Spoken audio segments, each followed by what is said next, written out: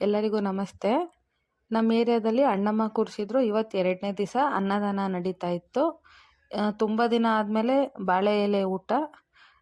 ಮೊದಲಿಗೆ ಪಾಯಸ, ಬೂಂದಿ ಹಾಕಿದ್ರು, ಪಾಪಡ್ಡು ಮತ್ತು ಕಡಲೆಕಾಯಿ ಬೀಜ ಅಂದರೆ ಪಲ್ಯ ಥರ ಮಾಡಿದರು. ತುಂಬ ಚೆನ್ನಾಗಿತ್ತು. ಜೊತೆಯಲ್ಲಿ ದೋಸೆ, ಚಟ್ನಿ ಮತ್ತು ಪಲಾವು ಮತ್ತು 2 ಪಕೋಡ, ಅನ್ನ, ಸಾಂಬಾರು ಮತ್ತು ಮಜ್ಜಿಗೆ ಮತ್ತು ದೇವರಿಗೆ ನೈವೇದ್ಯ ಇಟ್ಟಿರೋ ಅಂಥ ಸಿಹಿ ಪೊಂಗಲ್ಲು. ಅಂದರೆ ಸುಮಾರು ಒಂದು 700-800 ಜನಕ್ಕಿಂತ ಹೆಚ್ಚಾಗಿ ಊಟ ಮಾಡಿರ್ಬೋದು ಈ ಅನ್ನದಾನದಲ್ಲಿ. ಆದರೆ ತುಂಬ ಅನ್ನನ ವೇಸ್ಟ್ ಮಾಡ್ತಾರೆ.